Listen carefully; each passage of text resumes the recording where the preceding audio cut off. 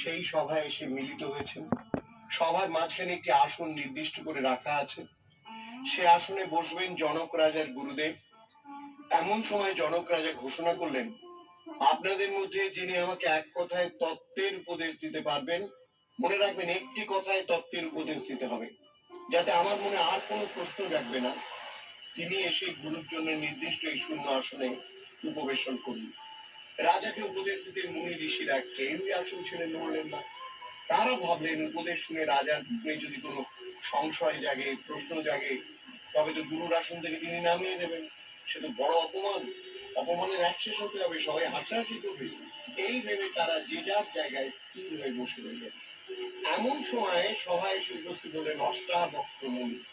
অতি গলাকার তার দেহের গঠন, দেহের 8 জায়গা বাঁকা। তিনি এসে গুরুর আসন খালি দেখে সেখানে বসে পড়লেন দুম। তাই দেখে সবাইকে ঠান্ডা বিদ্রুপ শুরু করে দিল। আরে, দেহের একটা অঙ্গের অসঙ্গতি থাকলে কেউ গুরু হতে পারে? এই দেহ নিয়েও রাজগুরু হবার স্বাদ হয়েছে? নির্লজ্জের মতোই আসনে গিয়ে বসছেন। তখন অষ্টাবক্রকে নিয়ে চারিদিকে হাসাহাসি ধুম পড়ে গেল। অষ্টাবক্র তখন সবাইকে উদ্দেশ্য করে বললেন, আমাকে দেখে যারা হাসছে তারা সবাই হলো কসাই আর চামার। এই কথা শুনে সকলে বিস্ময় স্তব্ধ হয়ে গেলেন। কেউ অষ্টাবক্রকে বললেন, আপনি নিজে এত বড় মুনি হয়ে এমন অশোভন কথা উচ্চারণ করতে পারলেন? আপনার মুখে এসব কথা শোভা পায়? এখানে আমরা যত মুনি ঋষি রয়েছে সবাইকে আপনি কসাই আর চামার বলবেন, এ কেমন কথা? জানেন, আপনার এই কথায় আমরা অত্যন্ত মর্মাহত। এর উত্তরে অষ্টাবক্র কি বলেছিলেন সেই কথা নিয়ে ফিরছি কোটি গানের পর। শুনতে থাকুন মির্চি কালী কথায় জগন্নাথ ভূষণের সঙ্গে।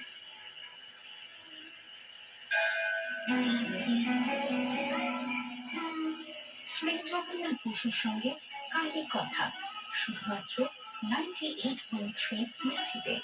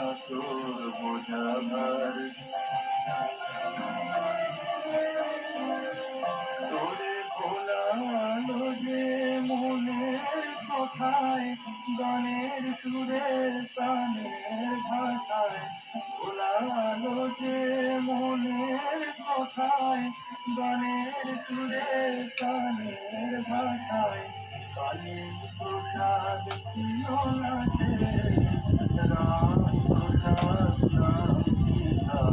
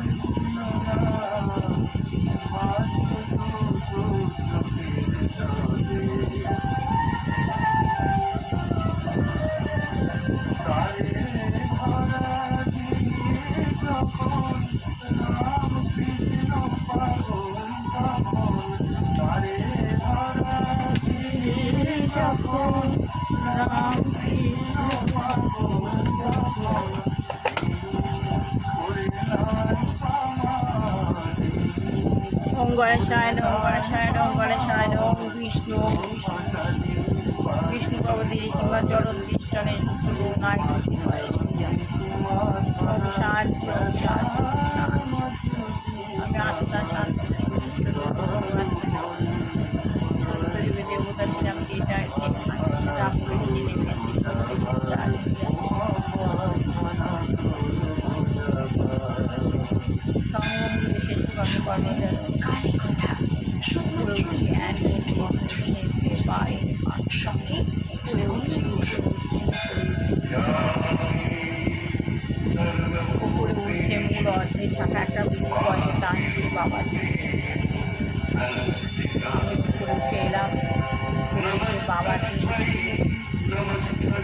বাবা সোজাসুজি বাবার আমার বাবার প্রচুর পাওয়ার বাবার প্রচুর পাওয়ার প্রচুর আলো লাল আমি বাবার সঙ্গে বসে বাবার আমার পাওয়ার আমার মাথায় প্রচুর পাওয়ার বাবার আমার ভরপুর হয়ে যাচ্ছে প্রচুর পাওয়ার আমার শরীর হালকা অনেক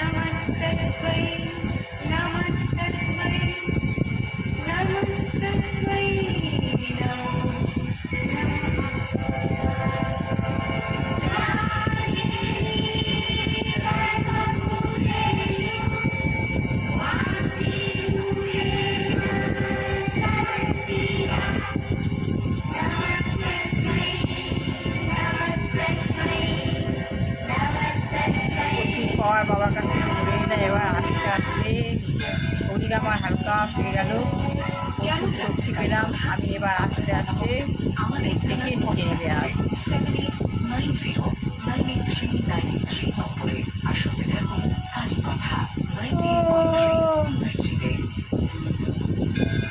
নিচে নেমে আসলাম বাবার প্রচুর পাওয়ার নিয়ে। এইভাবে নিজেকে মেডিটেশন করতে হয়, এটা হচ্ছে অনুভূতি, এটা মেডিটেশন পাওয়ার। বাবার প্রচুর জ্যোতি আমি নিজের মধ্যে বলে নিলাম, শরীরটা হালকা, খুব ভালো লাগছে। এই যে পাওয়ার বললাম, এই পাওয়ারটা নিয়ে আমি সারাদিন খুব শক্তি আছে, এটা অনুভূতি করতে হবে। আমি প্রচুর পাওয়ার, এত ভালো লাগছে। ওম রক্ত এটা সূর্যবর্ষ, ওম রক্ত ভুজং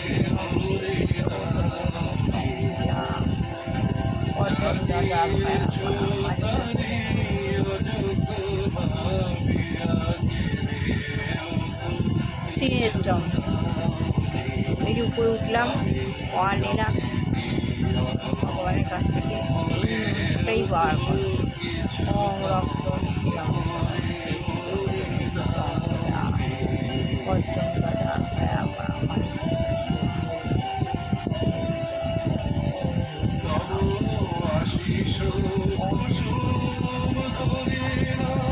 এসব যদি আপনি করেন না,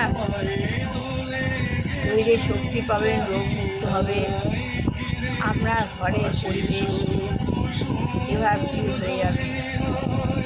এতে যা শক্তি আছে, কোনো শত্রু আপদ বিপদ আপনার কাছে ঘুষতে পারে।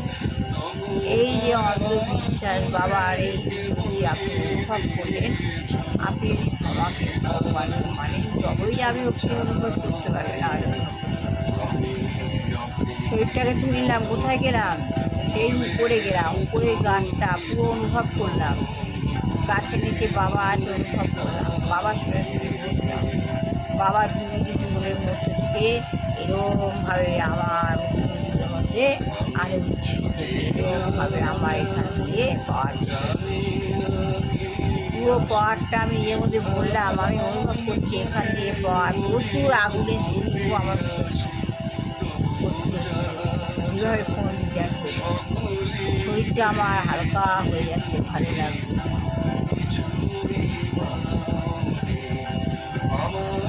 আপনি যদি ভগবানকে মানেন, এটা অনুভব করবেন। সে আগুনের গোলা স্ফুলিঙ্গ আমার মুখে প্রবেশ করলো, আমি নিজেকে নিজের শরীরটা আমার হালকা। এবার কী করলাম, পাওয়ার যে ভরে নিলাম, সেই পাওয়ার ছেলের উপর দিলাম, আমার হাজব্যান্ডের উপর দিলাম, বিশ্ব গ্লোবের উপর দিলাম, আমার ছেলে বউকে দিলাম। তারপর পাওয়ার ভরে নিয়ে আসতে আসতে আসতে আসতে নিচে এসে নিচে যখন বসবো, তখন শরীরটা কিরম টেনে নেব, সোজা একদম সোজা থাকবে।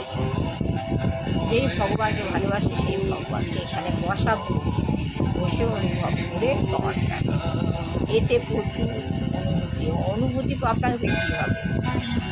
শ্রী গুরুদেব শ্রী জগন্নাথ বসুর সঙ্গে কাহিনী কথা শুধুমাত্র 98.3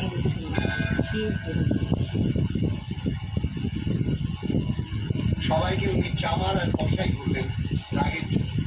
অষ্টাবক্র মুনি অত্যন্ত বিরক্ত হলেন। মুনি ঋষি সবাই এই কেমন কথা, আপনার এইসব কথায় আমরা অত্যন্ত মর্মাহত। অষ্টাবক্র বললেন, আমি কখনো মিথ্যে কথা বলিনি, যার সত্য আমি তাই বলেছি। আমি এখানে আসবার সঙ্গে সঙ্গে তোমরা জামাই থেকে এসে উঠলে, কাকে দেখে তোমরা এমন আসলে?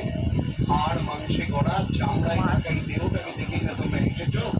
চামড়ার দিকে নজর কার থাকে? চামারে। মাংসের দিকে নজর কে দেয়? কষাই। তাই বলছি, আমার এই শরীরটাকে দেখে যারা এসেছে তারা সবাই কষাই আর চামা। এমন সময় রাজা জনকষ্টা বললেন, আপনি গুরুর আসনে বসেছেন, এখন আপনি এক কথায় আমাকে তত্ত্ব উপদেশ করুন। ব্যাস বশিষ্ঠের মতো আরো যারা সবাই উপস্থিত ছিলেন তারা অধীর আগ্রহে অপেক্ষা করতে লাগলেন।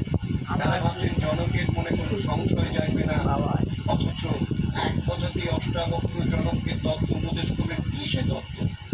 অষ্টাবক্র তখন জনককে বললেন, রাজা জনক, সম্পূর্ণ নিজস্ব বলতে তোমার যা আছে তা তুমি আমাকে গুরু দক্ষিণা দাও।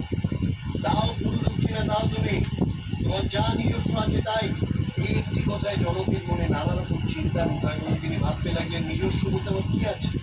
রাজ্য? এই রাজ্য কি আমার? আমি যখন ছিলাম না তখনও যে রাজ্য ছিল, আবার আমি যখন থাকবো না তখনও যে রাজ্য থাকবে। রাজ্য আমার সঙ্গে আসে, রাজ্য আমার সঙ্গে যাবে না। তবে একে আমার বলি কি করে? এই যে দেহ, এই দেহটাও তো আমার নয়, কিন্তু পঞ্চভূতের সমষ্টি। চিতার আগুনে তো পুড়ে ছাই হয়ে যায়। জনক ভাবতে দেখেন, আমার তুমি কাকে আমি দাবি করতে পারি? আমি কে? আমি নিজেই বা কে? আমার শরীর নই, মন নই, বুদ্ধি, চিত্ত, অহংকার কিছু নেই। তো কে আমি? জনক রাজার গভীর ধ্যানে মগ্ন হলেন। ধ্যানমগ্ন অবস্থায় তত্ত্বজ্ঞানের স্ফুরণ হল। আত্মজ্ঞানের চরম ভূমিতে প্রতিষ্ঠিত হয়ে তিনি তখন জানতে পারলেন তিনি হলেন সব চিত আনন্দ স্বরূপ পরমাত্মা। এভাবে গুরুর একটি কথাতেই জনক আত্মজ্ঞান লাভ করলেন।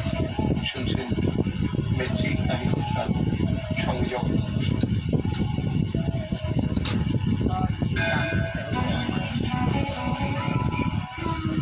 শ্রী জগন্নাথ বসুর সঙ্গে কাহিনী কথা শুধুমাত্র 98.3 মিউজিকে।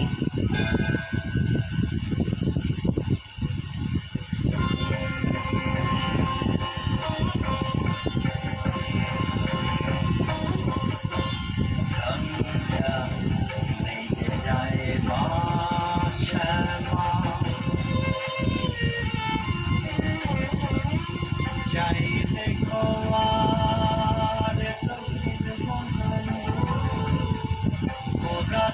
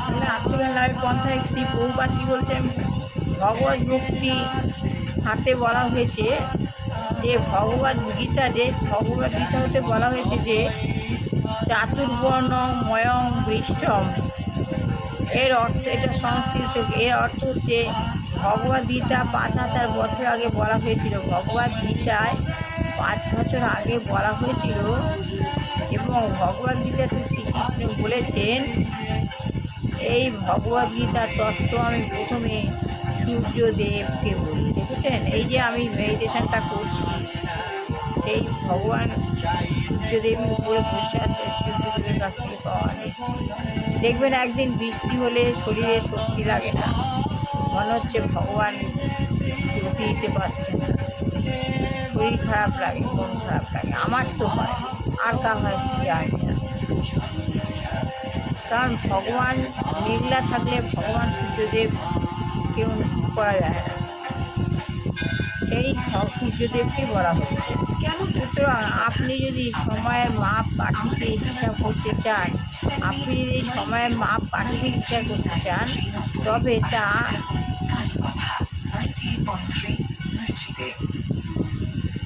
4 কোটি বছর আগের কথা।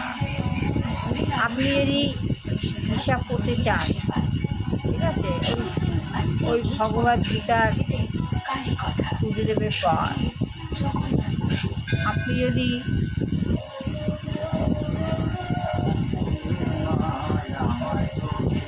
হিসাব মেলাতে চান, ইউরোপীয় পণ্ডিতেরা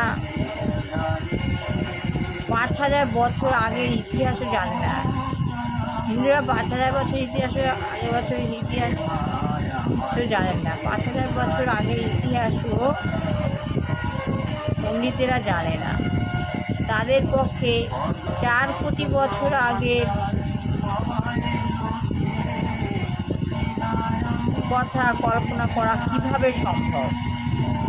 আমাদের কাছে প্রমাণ আছে যে বর্ণাশ্রম ধর্ম, এই যে গৃহস্থশ্রম, বামস্থ, বানপ্রস্থ, সন্ন্যাস, এই যে 4টে শ্রম, এই 4টে শ্রমের মধ্যে যে বর্ণাশ্রমের ধর্ম 5000 বছর আগে বর্তমান ছিল। বর্ণাশ্রমটা 5000 বছর আগে বর্তমান ছিল। বিষ্ণু পুরাণের বর্ণাশ্রম ধর্মের উল্লেখ আছে। বিষ্ণু পুরাণের বর্ণাশ্রম স্থানের ধর্মের উল্লেখ আছে। বর্ণাশ্রম চারুতা পুরুষের পুরাণ, এই যে বর্ণাশ্রম, এর যে প্রমাণ, বর্তমান সমাজে মাপকাঠিতে বর্ণাশ্রমের বিকল্প করা সম্ভব নয়। ওই পরম পুরুষের যে বর্ণাশ্রম বর্তমান যুগে, তা বিচার করা সম্ভব নয়। এটা হচ্ছে প্রকৃতিগত ধর্ম। শ্রী ভগবত গীতায় ভগবত বর্ণাশ্রমের তুলনা করা হয়েছে দেহের সঙ্গে, আমাদের দেহের সঙ্গে। ওই যে বর্ণাশ্রমের সঙ্গেই আমাদের দেহের তুলনা করা হয়েছে। দেহের যেমন 4টে ভাগে ভাগ করা হয়েছে, আমাদের দেহকে যেমন 4টে ভাগে ভাগ করা হয়েছে, মাথা, হাত, আর পা, ঠিক তেমনি প্রাকৃতিক নিয়োগ সমাজস্বরূপ দেহেরও 4টে প্রাণ আছে, 4টে ভাগ আছে, ঠিক আছে। এক শ্রেণীর লোকেরা আছে সমাজের মাথা, এক শ্রেণীর লোকেরা সমাজের মাথা, যেমন বর্ণাশ্রম 4টে আছে, চতুরাশ্রম, তেমনি আমাদের দেহেরও 4টে ভাগ আছে। এক শ্রেণীর লোকেরা সমাজের মাথা, এক শ্রেণীর লোকেরা সমাজের হাত, আরেক শ্রেণীর লোকেরা সমাজের উদর, আরেক শ্রেণীর সমাজের প্রয়োজন তারা উৎপাদন করে সারা সমাজ যোগান দেয়। আর এক শ্রেণীর লোকেরা হচ্ছে সমাজের পা, তাদের উপর নির্ভর করে সমাজের। সমস্ত এই সমাজে যোদ্ধার দাঁড়িয়ে রাজ্য তার অধিকারী ভেদ নামের উপায় নেই। ইতিহাসকে শ্রেষ্ঠ অধিকারী হলে অনুসরণ করে একটিমাত্র ইঙ্গিতে বর্ণাশ্রমে কাল নির্ণয় করার কোনো তাই বলা প্রয়োজনীয়তা হয় নেই। বাক্যাত দৃষ্টির মুহূর্তে ভাবে একটি শ্রুতি বাক্য বেদবাণী বা গুরুর উপদেশেই তত্ত্বজ্ঞান হয়ে যেতে পারে। অষ্টাবক্র একটি কথা বলেছিলেন না, সম্পূর্ণ নিজস্ব রূপে তোমার যা আছে তুমি আমাকে বলে দিচ্ছি। তোমার মুশকিলের কথা, আমার নিজস্ব কি? আমি কে? আমার বলে আমি কাকে দাবি করতে পারি? আমি নিজেই বা কে? আমার শরীর নই, মন নই, বুদ্ধি, চিত্ত, অহংকার কিছুই তো আমি নই। তাহলে আমি কে? সদ্গুরুর একটিমাত্র ইঙ্গিতে আত্মসাক্ষাৎকার করবে। তাই বলা হয় বাক্যাত তত্ত্বমৌখিক ভাবে একটি শ্রুতি বাক্য বেদবাণী বা গুরুর উপদেশেই তত্ত্বজ্ঞান হয়ে যেতে পারে। উপনিষদের এমন একটি মহাকাব্য তত্ত্বমসি, তুমি তাই বা সেই, তুমি তো জীব নও, তুমি তো শিব। তেমন অধিকারী হলে এই কথা শোনা মাত্রই জীব শিব হয়ে যেতে পারে।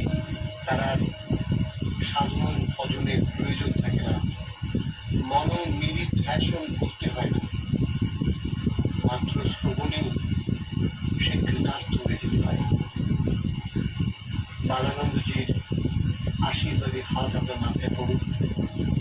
ভালো থাকুন, আনন্দে থাকুন, সর্বৈব মঙ্গল হোক আপনার। শুনছেন মিত্রী তাই যেন হয়, তাই যেন হয়। আমার ছেলে বৌমারা যেন জগন্নাথ বসু।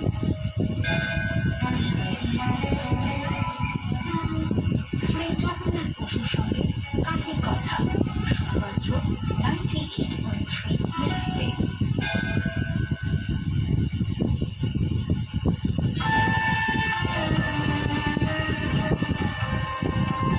আমার চোখের মনি কালো, মাটি অধিকারী, মার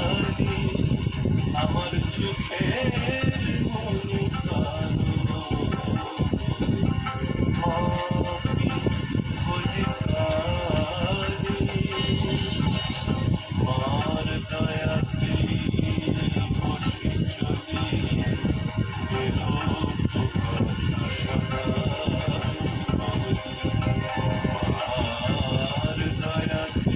বসে চলি এলো তো কথা শোনা। মার দয়াতে বসে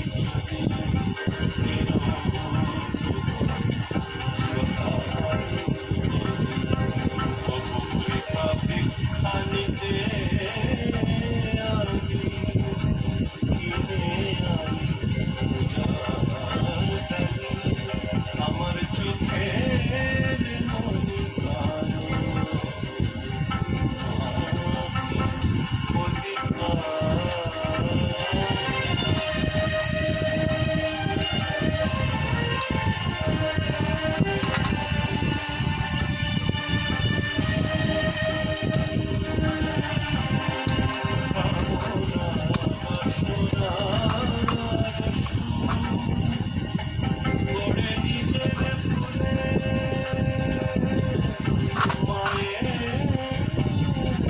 তাহলে শুনলেন জনক রাজার গুরুরা। এটা হচ্ছে আমার বৌমার গুরুদেব। এই জনক ঠাকুর আমার বৌমাকে আমার কাছে এনেছে, খুব জাগ্রত। তার এটি করলাম, ভালো লাগে। লাইফটা কমাটা হচ্ছে সবার ভালো কল্যাণ কিছু বাচ্চা মানুষ চাকরি হচ্ছে, চাকরিও যে গিয়ে বাচ্চা এগিয়ে নিয়ে গেছে, আমাদের পরিবেশকে খারাপ করছে। তারা যেন আমাদের কাছ থেকে সরে যায় না, চেতনা দিয়ে না। আজ যে সৌরশক্তিটা আমার তার বিদ্যুৎটা ছেলে মেয়ে কেউ হচ্ছে ভগবানের ডাকে রোগ থেকে মুক্তি দেয়। আমার ছেলে মাকে ভালো কল্যাণ কোনো মঙ্গল সব কাজে উন্নতি দিয়ে শত্রু থেকে দূরে খারাপ লোকের থেকে দূরে রেখো। খারাপ লোক যারা তাদের কাছে আসছে না, সব ভালো কল্যাণ। তাহলে কি ভগবানের এই যে বলছে না জনক রাজার গুরুলাভ, জনক রাজার গুরুলাভ কী হবে? গুরুদেবকে যে ধরে করতে পারবে, গুরুই হলো আমাদের সব। এ বলছে এক গুরুকে ধরে রাখতে পারলে আমরা কীভাবে পথ পাবো? দুই অন্ধ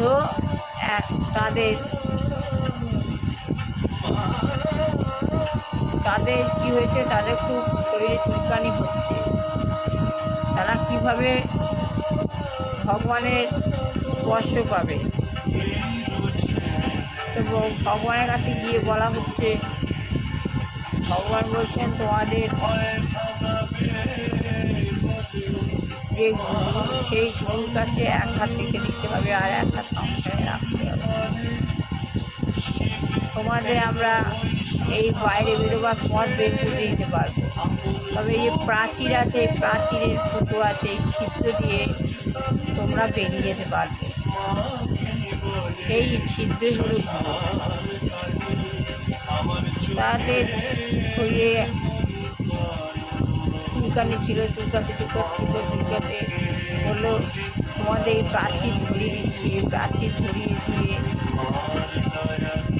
যে ছিদ্র পাবে, ছিদ্র দিয়ে বেরিয়ে যাবে, তারই ভগবান লাভ হবে। তো তাদের শরীরে চুলকানি ছিল, তারা চুপতে ওই ছিদ্র দিয়ে যে বেরিয়ে যেতে পারলো।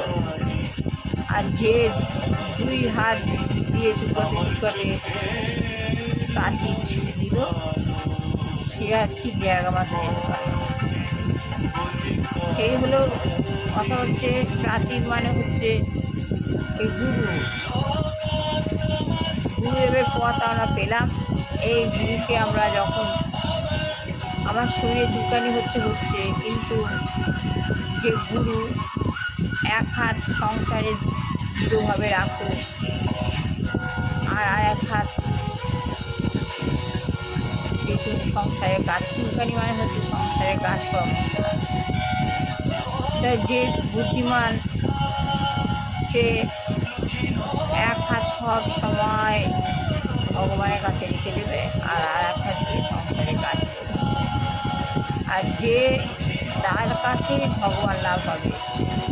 আর যে দুই হাতে সমানে চুলকতে থাকবে, মানে গুরুর কথা স্মরণ না করে জীবাত্ম সংসারকে দৃঢ়ভাবে ধরে সংসারে কাজকর্ম থাকছে, তার কি হবে? তার অনুভূতি হবে না, আত্মজ্ঞান লাভ হবে না। এই হলো সারমর্ম।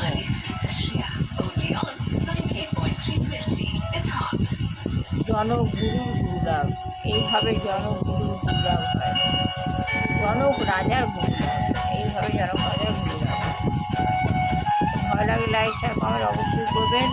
মন্থন করুন, ভালো থাকুন। জীবার আত্মমন্থন করুন। এই যে ভগবানের মন্ত্র, এই যে গুরু আমাদের পথ দেখাচ্ছেন, এই হলো আমাদের দৃঢ় সংকল্পের পথ। যে অনুভূতি করতে পারবে তার মনুষ্য জীবই, ঠিক আছে, তার এই আত্মজ্ঞান লাভের পথটা দৃঢ় হবে। আর যে পারবে না তার আত্মজ্ঞান লাভ হওয়া অসম্ভব। আর এইগুলো শেষ করলাম। ভালো লাগলে লাইক শেয়ার কমেন্ট অবশ্যই করবেন।